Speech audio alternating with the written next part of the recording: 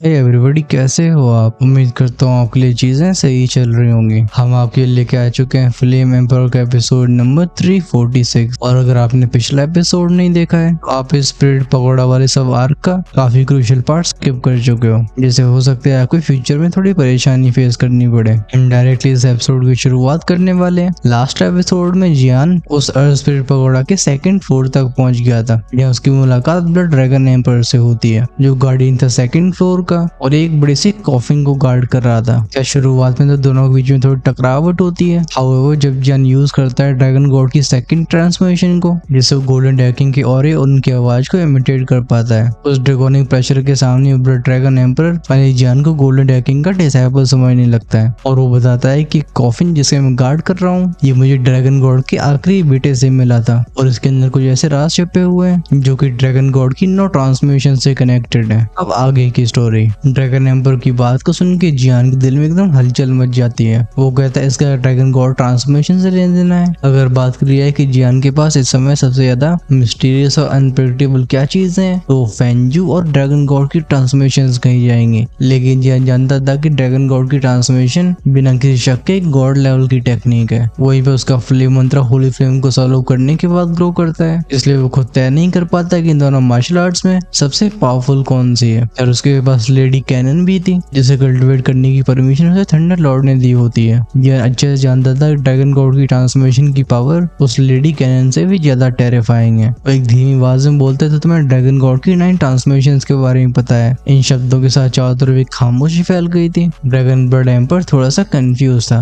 वो कहता है ड्रैगन क्लैन की लिटरेचर दुनिया की सबसे पावरफुल टेक्निक्स में से गिना जाता है और इसकी वैल्यू अनइमेजिनेबल है। जॉन ऑकवर्डली अपने सर को खुजाते हुए बोलता है एक्चुअली में लकीली मुझे भी इसके बारे में जानकारी हासिल हुई। जैन ब्लड डीमन एम्पर को बताता नहीं है कि वो खुद इस टेक्निक को कल्टिवेट कर रहा है, वरना शायद इस व्यक्ति के मन में लालच जाग जाता। वो ड्रैगन ब्लड एम्पर बोलते सबसे पहले मेरे अंदर जो घोंसली ची है हमें उसे रिमूव करना होगा, क्योंकि मैं तुम्हारी आइडेंटिटी कंफर्म कर चुका हूँ। चिंता मत करो, मैं तुम्हें हार्म नहीं करूंगा। उसे जो घोंसली एनर्जी बाइंड कर रही होती है उसने उसकी पावर को सील कर दिया था। ये ड्रैगन ब्लड एम्पर के लिए एकदम टॉर्चर जैसा होता है। जैन मनी मन में सोचता है ज्यादातर ड्रैगन क्लैन के लोग एकदम घमंडी किस्म के होते हैं और क्योंकि इसने ड्रैगन ब्लड को ऑब्जॉर्व कर लिया है ये भी ड्रैगन क्लैन जैसा बन चुका है। यही कारण है कि गोल्डन ड्रैगन की वजह से मेरी ऐसे रिस्पेक्ट कर रहा है। ये बिना टाइम को वेस्ट करते बोलते हैं नेचुरली। अभी जन के साथ होते हैं उसके master solicitor Lord, at the same time dragon god की ट्रांसफॉर्मेशन की ब्लेसिंग। अगर ये ड्रैगन ब्लड एम्पर को इविल मूव ट्राई भी करता है जिसमें जियान का कोई खास नुकसान नहीं होगा। जैसे उसकी हैंडसीज चेंज होती है, गूंजती कुछ पफ ऑफ की आवाजें, उसकी फायर टेरियन इरप्ट होती है और ये खुद को उस ड्रैगन ब्लड एम्पर की बॉडी से अटैच कर लेती है। तुरंत ही वो ब्लैक घोंसली ची जो कि अब तक ड्रैगन ब्लड एम्पर को रोक के रख रही थी, वो चिर के साउंड के साथ जलना शुरू हो जाती है। इस होली फ्लेम को देखने के बाद फाइनली ड्रैगन ब्लड एम्पर के चेहरे पे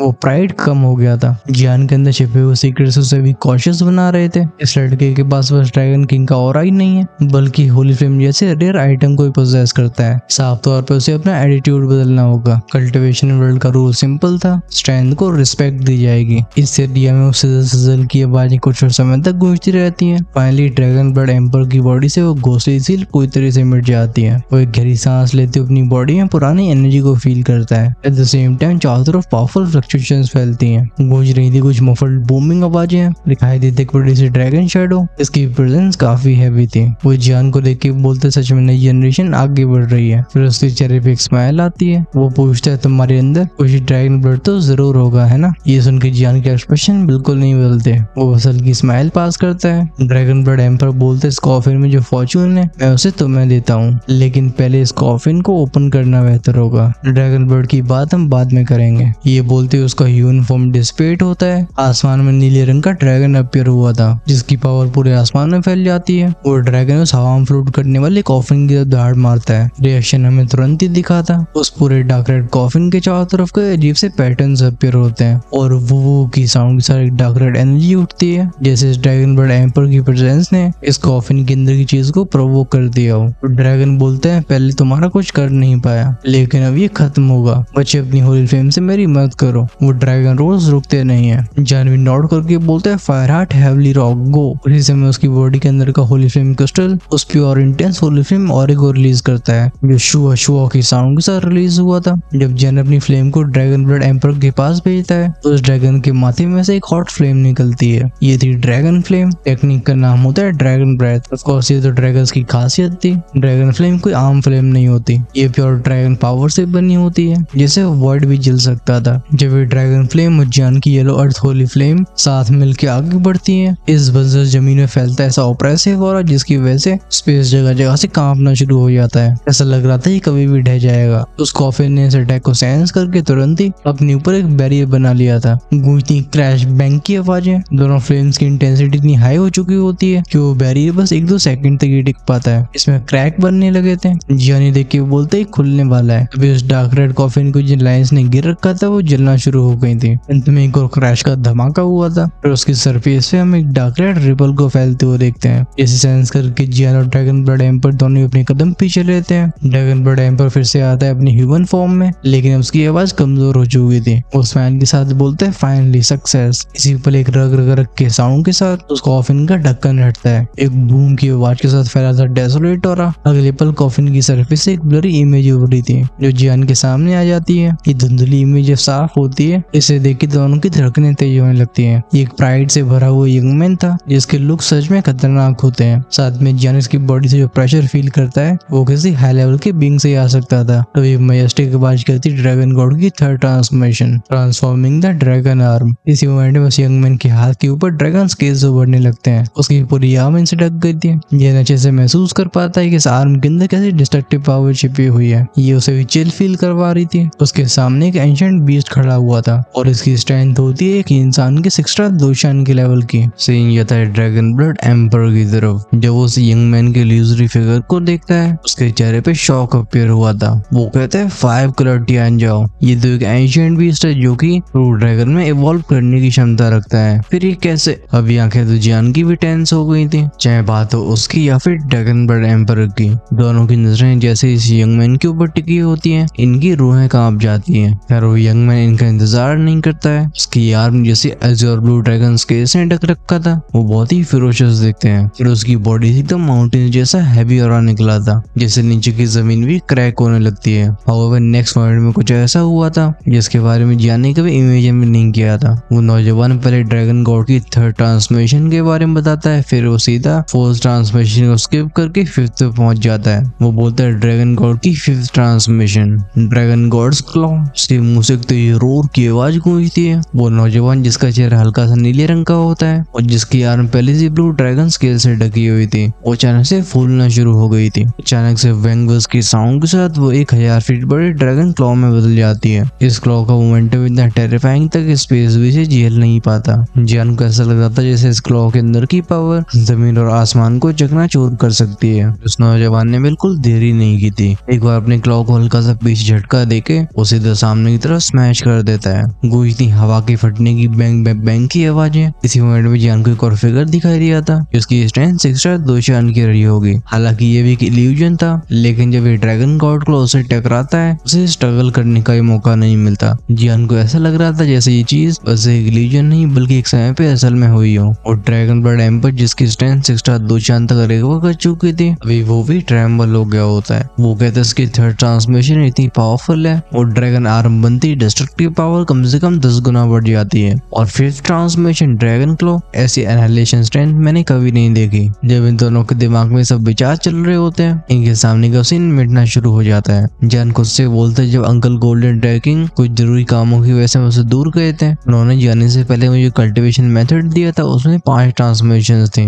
लगता है बाकी की 4 ट्रांसफॉर्मेशंस ड्रैगन क्लैन में सुरक्षित रखी हैं। अगर मैं सच में 5 ट्रांसफॉर्मेशन को सीख जाता हूँ तो हेडमास्टर लिंगफेंग जैसा एक्सपर्ट भी मेरे सामने कुछ नहीं होगा। वो गहरी सांस लेके अपने सर को हिलाता है। जियान कहता है अभी के लिए मुझे इतना ज्यादा लालची नहीं होना चाहिए। फिलहाल मेरा फोकस होना चाहिए दूसरी ट्रांसफॉर्मेशंस को पूरी तरह से कंट्रोल करने के ऊपर, बाकी सब दूर की बात है। तभी ड्रैगन ब्लड एम्पर से होश में लाते हुए बोलते तुम जाओ, मैं यहाँ संभाल लूंगा। लगता है मेरा भी यहाँ से आने का समय आ चुका है। जियान हाथ कप करके थैंक यू बोलता है। हम विश के साउंड से उसके फिगर को उस डार्क रेड कॉफिन की तरफ बढ़ते हुए देखते हैं। जियान को भी क्लियरली फील हो रहा था कि कुछ समय पहले उसने जो सीन देखा था वो इसी कॉफिन से जुड़ा हुआ है। इस कब्र के अंदर जरूर कोई बहुत इंपॉर्टेंट चीज मौजूद है। इस बार जैसे उस कॉफिन के करीब पहुंचा था, उसकी बॉडी से शुआ शुआ की साउंड के साथ करीब से ब्लड लाइन प्रेशर फैला था। जियान भौं से घुट के बोलता है ड्रैगन प्रेशर। ये उसकी शाओ क्लैन की एंशिएंट ब्लड लाइन नहीं थी, बल्कि होता है वो ड्रैगोनिक ऑरा जो कि उसके ड्रैगन गॉड के के ट्रांसफॉर्मेशन को कल्टिवेट करने के बाद बना है। जियान अपने हाथों क्लेंच करके बोलता है सरप्राइज। सर्कुलेट हुआ था उसका फ्लेम मंत्र। एक मिस्टीरियस पावर इस ब्लड लाइन प्रेशर को दबाना शुरू कर देती है। ये देख के वो ड्रैगन ब्लड एम्पर भी रात की सांस लेता है। कहते इस लड़के का करेज सच में छोटा नहीं है, ये ड्रैगन ब्लड लाइन प्रेशर को भी सप्रेस कर पा रहा है। लगता है गोल्डन ड्रैगन को पहले अंदेशा हो गया होगा कि ड्रैगन क्लैन में दूसरी कैटास्ट्रॉफी आने वाली है। वो जियान को और भी डीप नजरों के साथ देखते हुए बोलता है, उम्मीद करता हूँ इस बार ड्रैगन क्लैन एकजुट हो पाए, वरना अगर 9 ड्रैगन किंग्स अपने तरीके से रूल करते रहे तो ये अपने आप को लंबे समय तक सस्टेन नहीं कर पाएंगे। करीब 5 मिनट तक स्ट्रगल करने के बाद जियान ने उस पूरे ब्लड लाइन प्रेशर को अपने अंदर समेट लिया था, लेकिन अब उसकी हालत बहुत खराब हो चुकी होती है। उसका शरीर पसीने से ढक चुका था और ऑरा हो चुका था कमजोर। तभी उसकी नजरें जाती हैं कॉफिन की गहराई में। जियान कहता है ये क्या चीज है। अभी वो डार्क रेड कॉफिन शांत था, लेकिन अंदर एक अंगूठी जितना छोटा सा आइटम मौजूद होता है। जियान को एक जगह पे जमते हुए देख ब्लड ड्रैगन एम्पर उसके बगल में अपीयर होते हैं। आंखें तो उसकी भी श्रिंक हो गई थी। वो कहता है ये टायरेंट का स्केल है, इसे स्केल ऑफ डोमिनेशन भी कहा जाता है। जियान को याद आता है कि एक बार उसे गोल्डन ड्रैगन किंग ने बताया था कि ड्रैगन गॉड के खत्म होने के बाद उनकी ताकत 9 हिस्सों में बढ़ जाती है, जो उनकी 9 बेटों में चली गई थी। इससे वो ड्रैगन किंग्स बने। गोल्ड और सिल्वर ड्रैगन किंग्स पहले और सेकंड प्लेस पे आते हैं। फिर बचे हुए 7 किंग्स के अलग अलग टेरिफाइंग एट्रीब्यूट्स हैं। 7वें नंबर पे होता है बैक्शिया।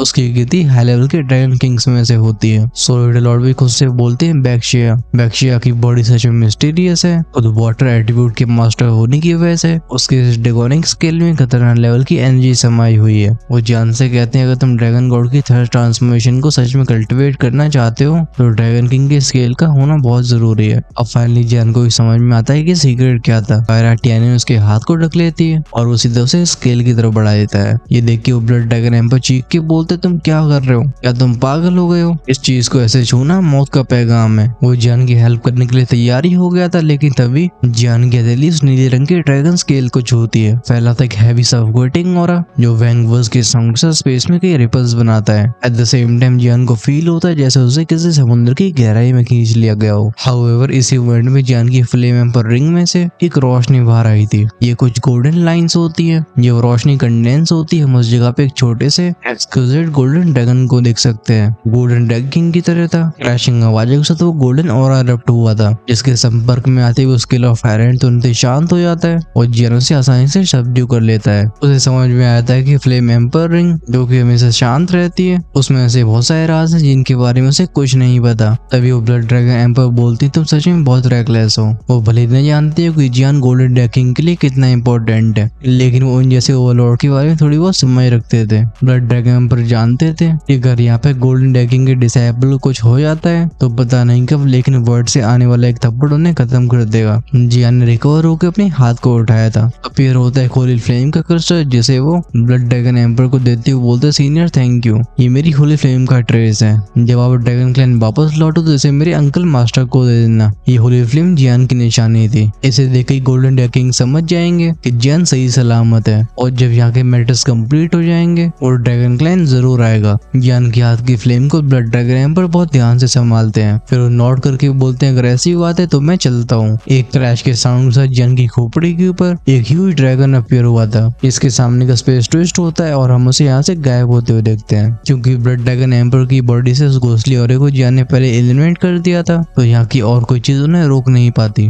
जियान वर्ड की तरफ देख के बोलते हैं उम्मीद करता हूँ अंकल मास्टर ड्रैगन क्लैन में सिचुएशन स्मूथ चल रही होगी। असल में वो ब्लड ड्रैगन एम्पर चाहते थे वो जियान को अपना कुछ ड्रैगन ब्लड देके उसे अपना एहसानमंद बनाए, लेकिन इस लड़के के पास पहले से गोल्डन ड्रैगन किंग का टेरिफाइंग हो रहा है। क्लियरली जियान को उनके ब्लड की कोई जरूरत नहीं थी। वैसे भी यहाँ पे रुकना डेंजरस था क्योंकि लिसोल डोमेन की कल्टिवेटर्स कभी उन्हें ट्रेस कर सकते थे। इस फेज में शांति कुछ और समय तक बनी रहती है। फाइनली जियान उस नीले रंग के स्केल को अपने हाथ में निकालता है। इस स्केल से बाहर आने वाली वॉर्म लेकिन टेरिफाइंग पावर जियान को अच्छे से फील होती है। अपने पावरफुल सोल परसेप्शन की मदद से थोड़ा सा अंदाजा लगा पा रहा था कि अगर ड्रैगन किंग बैक्शिया की बॉडी की एक स्केल में ऐसी पावर है तो उसकी फुल स्ट्रेंथ सच में डरावनी होगी। तभी सोल ईटर लॉर्ड से हल्की आवाज में बोलते हैं चलो हम यहाँ बहुत देर से रुके हुए हैं। ड्रैगन ब्लड एम्पर का जाना शायद लिसोल डोमेन की पावर को डिस्टर्ब करेगा। हमें जल्दी से इस ड्रैगन स्केल को ऑब्जॉर्व करना होगा, फिर टाइम होगा नेक्स्ट फ्लोर में जाने का। जान धीरे से नोट करता है। अभी सच्चाई ये थी कि उसके पास ड्रैगन गॉड की 5 ट्रांसमिशंस में से 3 थी,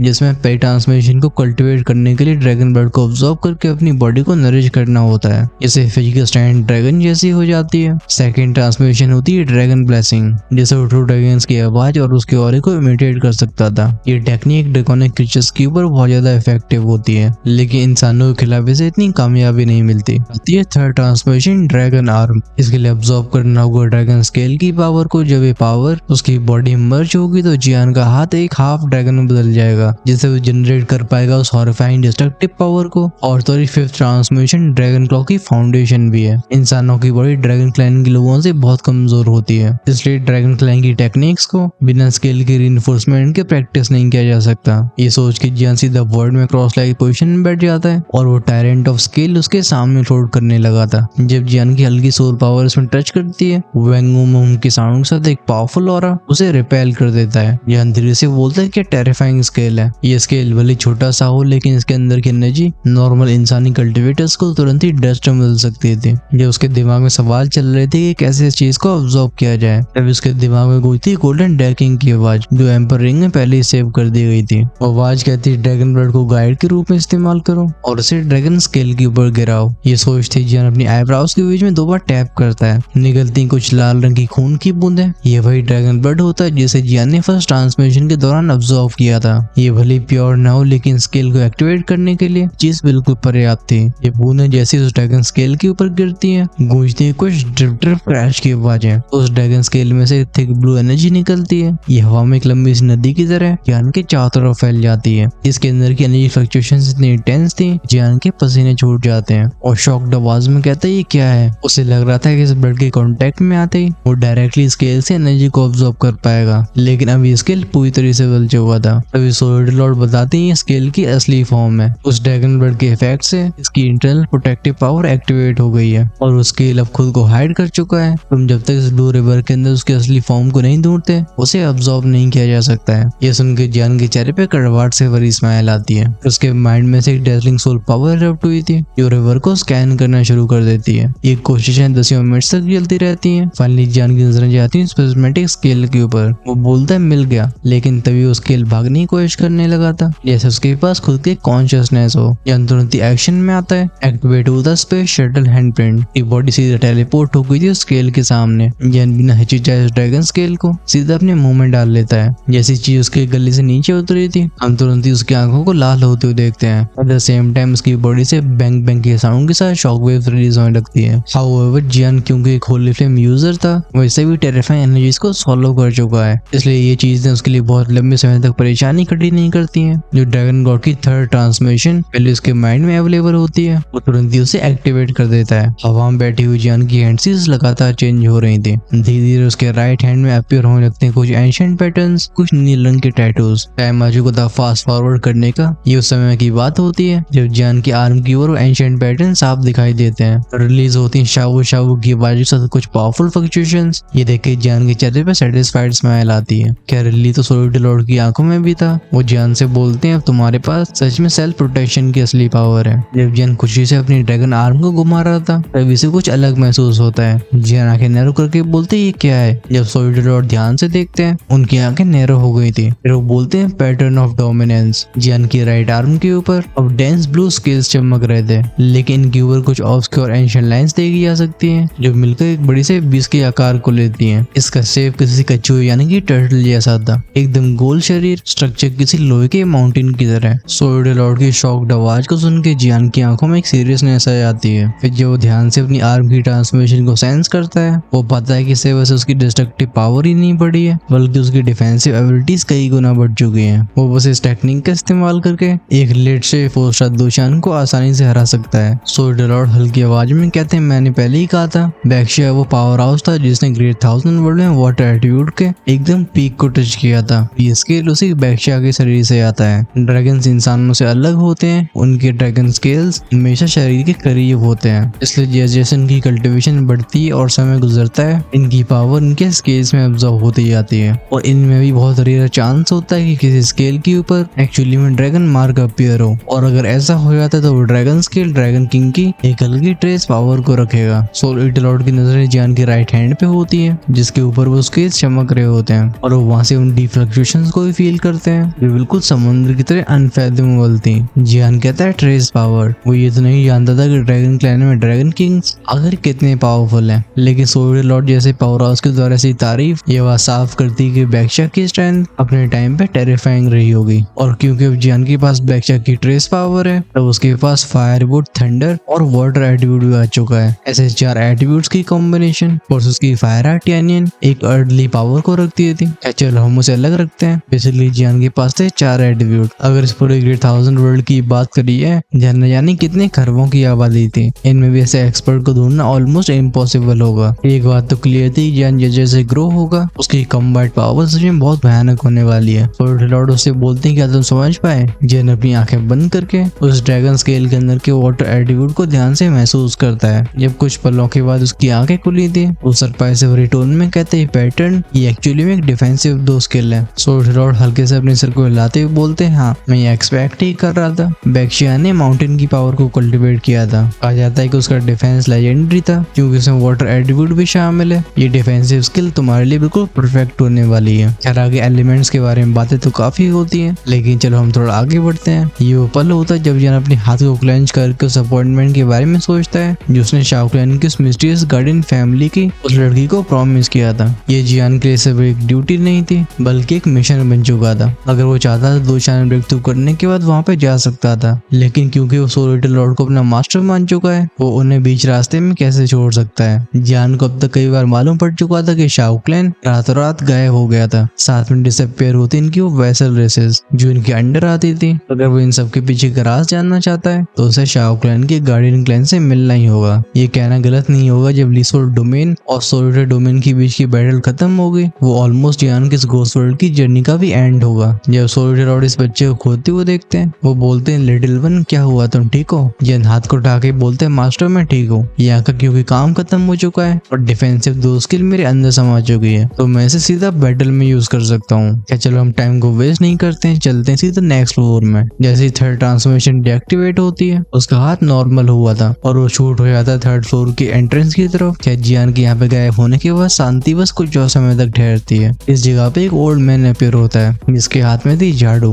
वो जियान की डायरेक्शन में देख के बोलता है स्पिरिट पकौड़ा में कौन घुसा है? तो बस घोस्ट क्वीन का ऑरा भी काफी अजीब सा हो चुका है, साथ में ड्रैगन ब्लड एम्पर का भी। यहाँ पे आकर चल क्या रहा है? अरे खुद से बड़ उड़ाने वाला व्यक्ति। इससे पहले जियान के पीछे जा पाता हम यहाँ एक और फिगर को अपीयर होते हुए देखते हैं जो बताता है ये हमारे स्पिरिचुअल अकेडमी का डिसाइपल और ऑफ कोर्स ये थे लिंग युआनजी स्पिरिचुअल अकेडमी के डीन। पहले ओल्ड मैन का नाम होता है डी शूजी जो बोलता है लिंग युआनजी अर्थ पगोड़ा के अंदर कुछ हैवी लॉसेस हो चुके हैं। एक सोल्जर लॉर्ड का पुराना साथी और दूसरा ड्रैगन रेस का एक डिसेंडेंट। इन दोनों के ऑरे में सेंस नहीं कर पा रहा हूँ, हम अब और रिस्क नहीं ले सकते। इस डिसेबल की जर्नी यहीं पे खत्म होनी चाहिए। हाउएवर ये सुन के लिंग युआनजी कोल्ड आवाज में कहते हैं तुम्हारा ये काम नहीं है डी शूजी, तुम्हें बस स्पिरिचुअल अकेडमी को 5 अकेडमीज के टॉप पे ले जाने का सोचना चाहिए जिससे लॉर्ड ऑफ लिसोल से हमें रिसोर्सेज मिल सके। तक बात रही इस डिसेबल की, इसे रोका नहीं जा सकता। तुम अगर तब भी इस मामले में दखलंदाजी करने की कोशिश करते हो तो मैं बैटल के लिए हमेशा तैयार हूँ। मेरे भी हाथ पैर थोड़े से स्टिफ होने लगे हैं। डीन की बात को सुनकर डिसूजी गहरी सांस लेके बोलते हैं ठीक है, अगर अर्थ स्पिरिट पगोड़ा के अंदर कुछ और हुआ तो सारी जिम्मेदारी तुम्हारी होगी। ये बोलते उस ओल्ड मैन का फिगर धीरे धीरे गायब होने लगता है। वो जानता था कि वो लिंग युआनजी का बिल्कुल मैच नहीं है। पीछे रह के लिंग युआनजी जियान की तरफ देख के बोलते हैं लगता है लीसोल डोमेन को छोड़ने का फैसला सच में सही था। जब मैं लॉर्ड ऑफ लीसोल का कर्ज पूरा चुका दूंगा मैं इस जगह पे और नहीं रुकूंगा। पता नहीं क्यों लेकिन पिछले कुछ दिनों से मेरा मन बहुत अशांत है, शायद कुछ बड़ा होने वाला है। 2nd फ्लोर में जब तक ये आवाज गूंज पाई थी तो उनका फिगर भी यहाँ से डिसअपीयर हो गया था। दूसरी तरफ जियान स्पिरिट पकौड़ा के 3rd फ्लोर की तरफ रुक कर चुका था। वो होता हुए स्पेशल पैसेज के अंदर धीरे धीरे उसे अपनी चारों तरफ का प्रेशर बढ़ता हुआ महसूस होता है। ये मिस्टीरियस एनर्जी उसकी स्ट्रेंथ को सरप्राइज करती है। फिर से पफिंग आवाजों के साथ सक्शन फोर्स इरप्ट होती है जो जियान को एक ही बार में अपने अंदर खींच लेती है। हाउएवर इस बार वो घबराया नहीं था। आखिरकार अर्थ स्पिरिट पगोड़ा के पहले 2 फ्लोर्स में जो हिसाब किताब था उसके हिसाब से आगे होने वाली चीजों को थोड़ा सा गैस किया जा सकता था। अगली बार जब जियान की आंखों से व्हाइट लाइट खत्म हुई थी हम उसके चेहरे पे स्टंट एक्सप्रेशन को अपीयर होते हुए देखते हैं। जियान कहते हैं ये जगह ये एक्चुअली में एक लावा वर्ल्ड है। इस दुनिया में हर जगह वो स्कॉचिंग ऑरा फैला हुआ था। ये कोई नॉर्मल फ्लेम्स नहीं होती बल्कि इनमें कुछ खास था। जियान बिल्कुल भी हेजिटेट नहीं करता है। एक्टिवेट होता है उसका ग्रेट हेवली सीड फेयन जो फर्श की साउंड के साथ एक शॉक वेव को फैलाता है। फिर जियान को एक डिफेंसिव बैरियर ढक लेता है। इससे जियान के सर के ऊपर का प्रेशर तो थोड़ा कम हुआ था लेकिन अब उसे फील होता है कि उसके पास एनर्जी की कमी है। अगर चीजें ऐसी चलती रही तो काफी अपनी फाइटिंग एबिलिटी को खो देगा। जियान अपने परसेप्शन को रिलीज करता है। यह हर जगह पे लावा होता है। नीचे से उठ रहे होते हैं कुछ बुलबुले जिनकी फटने की आवाजें स्पेस में गूंजती हैं और जियान को ये चीज बिल्कुल नॉर्मल नहीं लगती। स्पेशली जब से वो अपेयर हुआ है और ब्लब ब्लब के साउंड के साथ उठने वाले बुलबुले अपने नंबर्स को बढ़ा चुके थे और इनमें छिपी होती एक अजीब सी पावर जो जियान के अंदर एक अनीस की फीलिंग भर देते हैं। उसने ऐसा अनजाना खतरा और सेकंड लेवल से भी महसूस नहीं किया था। खैर जब वो सोच ही रहा था कि क्या उसे इस फ्लोर में कोई दुश्मन मिलेगा या कोई पुराना साथी, तभी उसके कान में जाती एक हैवी सी आवाज जो कहती तुम मेरे फॉरबिडन एरिया में क्यों आए। इस आवाज ने जियान को चौंका दिया था। वो बोलता है कौन है। वो अपनी सोल पावर और फ्लेम्स के जरिए इस आवाज का पीछा करने की कोशिश करता है लेकिन उसे कोई निशान नहीं मिलता। इसी मोमेंट में कुछ बूम बूम के साउंड के साथ पोर्टल वर्ल्ड में बड़ी बड़ी लहरें बनने लगती हैं। जियान भी हाथ उठा के बोलते red flame sea of fire. उसकी बॉडी से फ्लेम का समुद्र फैलता है। भले जियान पहले से पावरफुल हो चुका हो लेकिन इस अजीब से स्पेस ने उसकी पावर को सप्रेस कर रखा था। जब शाबू शाबू की आवाजों के साथ फैलने वाली फ्लक्चुएशंस वो गार्डियन सेंस करता है। वो हम्प करके बोलता है बस इतनी सी स्ट्रेंथ को लेके तो मेरे थर्ड लेवल में आ गए, ह्यूमन डाई। ये गुस्से से भरी आवाज हर डायरेक्शन में गूंजती है। एक क्रैश बूम की साउंड के साथ नीचे लावा से एक लाइट बीम उठती है जैसे पूरा मोटर लावा एक पिलर में बदल जाता है। लेकिन सबसे चौंकाने वाली चीज ये थी कि वो energy beam actually fiery red नहीं होती बल्कि एक सायन यानी कि नीले रंग की फ्लेम होती है। इस लाल पीले लावा की दुनिया में ऐसे फ्लेम्स को देखना बहुत अजीब था जैसे चाकू बटर को चीर देता है। ये सायन फ्लेम बीम जियान के रेड सी ऑफ फायर को फाड़ती हुई आगे बढ़ती है। सच्चाई ये है कि जियान के इस लेवल का फ्लेम अटैक कोई बड़ी बात नहीं होती। हाउएवर वो यहाँ पे अपनी असली ताकत को दिखाना नहीं चाहता था, स्पेशली जब दुश्मन की आइडेंटिटी क्लियर न हो। सहारा लेता है अपनी सोल पावर का। हम जियान के एक बड़े से इल्यूजरी शैडो को अपीयर होते हुए देखते हैं जो तेजी से धाड़ के बोलता है बाहर निकल। इस लावा में गूंजती कई क्रैशिंग आवाजें। सोल वेव नीचे के लावा वर्ल्ड में टकराई थी। हम उस फायर रेड मैग्मा को जगह जगह से हटते हुए देखते हैं। खासकर एक खाली सी जमीन हमारे ध्यान को खींचती है। ऐसा लगता है जियान ने अपनी सोल पावर का इस्तेमाल करके एक फ्लेम चैनल खोल दिया हो। वो बिना हेजिटेशन के उस प्लेस पे अपीयर होता है। सोल पावर से एक बैरियर बनता है जैसे चारों तरफ की फ्लेम्स उसे अफेक्ट नहीं कर पाती। जियान खुद को स्टेबल करने के बाद फिर से चारों तरफ देखना शुरू करने वाला था। वो पहले वाली आवाज बोलती लड़के क्योंकि तुम्हें ढूंढ नहीं सकता है तो फिर अपनी मौत को स्वीकार कर ले। अटैक का नाम था फेंगिंग जूटियान। हवा में नीले रंग की 9 फीनिक्स को कंडेंस होते हुए देखते हैं। ये असली नहीं बल्कि शैडो फिगर्स थे। जब जियान की बॉडी में सोलिड लॉर्ड सॉरी को सेंस करते हैं वो कहते हैं फीनिक्स क्लैन। हैरान तो जियान भी हो गया था। ड्रैगन और फीनिक्स ये दोनों ग्रेट 1000 वर्ल्ड के सबसे हाईएस्ट एग्जिस्टेंसेस में से एक थे। भले फीनिक्स की ड्रैगन्स के सामने कम चलती हो लेकिन इनकी पावर भी कम नहीं थी। जियान इमीडिएटली अपने थंडरफायर गार्डियन टेक्निक को एक्टिवेट करता है। उसकी बॉडी से रिलीज होती है क्रैकलिंग थंडर जिसमें ग्रेट हेवलीसीड की फायर मिलके थंडरफायर हेल किंग को फॉर्म करती है। वो फ्लेम और थंडर से बना हुआ गार्डियन अपनी दोनों आर्म्स को क्रॉस कर लेता है। इसी पर वो फीनिक्स बैंग बैंग बैंग की आवाजों के साथ सीधा उस गार्डियन के ऊपर टूट पड़ी थी। उसके डिफेंसेस धीरे धीरे कमजोर होने लगते हैं। अच्छी बात है कि इससे पहले थंडरफायर हेल किंग पूरी तरह से डिस्ट्रॉय हो पाता और फीनिक्स फिगर अटैक्स भी खत्म हो जाते हैं। जियान थंडरफायर किंग को वापस लेता है। वो बोलता है इतना पावरफुल अटैक हमला करने के बाद भी जियान को इस मॉडर्न वर्ल्ड का थर्ड गार्डियन नहीं दिखा था और ना ही वो समझ पा रहा था कि फालतू में उसके ऊपर हमला क्यों किया जा रहा है। अपनी सोल पावर को फ्लेम से मिला के जियान इस लावा के अंदर भेजना शुरू कर देता है। लगता है जो क्रीचर्स नीचे मौजूद था उसने जियान के एक्शंस को सेंस कर लिया था लेकिन उसके चेहरे पे कोई जल्दबाजी दिखाई नहीं देती बल्कि उसके होठों पे आती है हल्की सी स्माइल। वो कहता है इंसान आज ये प्रगति मैंने तेरे लिए बनाई है। ये इस मॉडर्न वर्ल्ड के कोने में मौजूद था। एक पॉइंट ऑफ टाइम की बात थी जब जियान की नजरें उस कोने की तरफ जाती हैं। उसके परसेप्शन में ऐसा क्रीचर आया था जो भले लिंग युआन से जितना भयानक न हो लेकिन इसकी स्ट्रेंथ 7 स्टार दोशियान की थी। इस स्ट्रेंथ को फील करने के बाद जियान खुद से सवाल पूछने से रोक नहीं पाता कि क्या सच में थर्ड फ्लोर का गार्डियन एक 7 स्टार दोशियान है। अगर ऐसा है तो आने वाले लेयर्स में कितने पावरफुल गार्डियंस होंगे और अगर इतनी पावरफुल है तो फिर इन्हें यहाँ पे इस तरीके से कैद कैसे रखा गया है। लेकिन जो भी हो क्योंकि जियान शेर की गुफा में आ ही चुका था कम से कम शेर के एक दांत को तोड़ के तो जरूर ले जाएगा। अक्सर चीजें ऐसी होती नहीं है जैसा एग्जैक्टली हम सोचते हैं। मैं यहाँ पे क्या बात कर रहा हूँ आप इसके बारे में समझोगे नेक्स्ट एपिसोड में और हमें उसमें शाओकान के पास्ट के बारे में मालूम पड़ने वाला है और शुरू होंगे फाइटिंग सीन्स। अगर आप उसे मिस नहीं करना चाहते तो चैनल को सब्सक्राइब करके बेल आइकन के बटन को ऑन करके रखना जिससे रिलीज होते वीडियो सबसे पहले आपके पास पहुंचे। चैनल की मेंबरशिप्स ओपन है। अगर आप चाहते हो कि नेक्स्ट एपिसोड आप आज शाम को ही देख पाओ तो आप डेफिनेटली हेल गार्डन की प्रीमियम कम्युनिटी का हिस्सा बन सकते हो। जॉइन का ऑप्शन मिलेगा चैनल की होम पेज सब्सक्राइब के साइड में जिसे टैप करके आप सारे प्लान्स को चेकआउट कर सकते हो। इस एपिसोड के लिए बस इतना ही। आपको ये लगा कैसा है हमें इसके बारे में कमेंट्स लेके बताना भूलना मत। तब तक के लिए अलविदा।